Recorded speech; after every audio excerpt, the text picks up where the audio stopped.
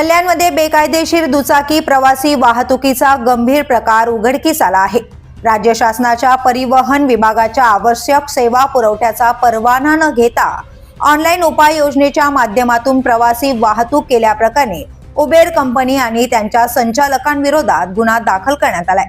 कल्याण उपप्रादेशिक परिवहन अधिकारी आशुतोष बारकुल यांच्या आदेशानुसार मोटार वाहन निरीक्षक गणेश लवाटे यांनी महात्मा फुले पोलीस ठाण्यात मंगळवारी ही तक्रार दाखल केली। भारतीय न्याय संहितेतील कलम 318(3) माहिती व तंत्रज्ञान कायदा तसेच मोटार वाहन कायद्यातील विविध कलमान्वये हा गुन्हा नोंदवण्यात आलाय। गेल्या काही दिवसांपूर्वीच कल्याण आरटीओने खासगी पद्धतीने भाड्याने दुचाकी सेवा देणाऱ्या 47 चालकांवर कारवाई केली होती। त्यानंतर नियमांचे उल्लंघन करून सेवा देणाऱ्या कंपनी विरोधात ही दुसरी मोठी कारवाई करण्यात आली आहे।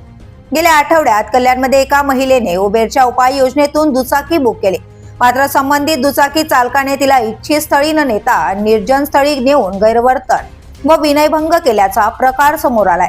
या प्रकरणाची गंभीर दखल घेत आरटीओने चौकशी करून उबेर कंपनी आणि संबंधित चालकाविरोधात गुन्हा दाखल करण्याचा निर्णय घेतला। आरटीओच्या तक्रारीनुसार उबेर कंपनी ही सेवा पुरवठादार असून परवाना नसताना दुचाकीने प्रवासी वाहतूक करणे हा मोटार वाहन कायद्याचा भंग आहे। तसेच चालकांनी चारित्र्य पडताळणी, महिला सुरक्षा, शिरस्त्राण वापर, विमा संरक्षण आणि पर्यावरणपूरक वाहनांबाबतचे नियमही पाळले गेले नसल्याचा ठपका ठेवण्यात आलाय। The police news bureau, Kalyan.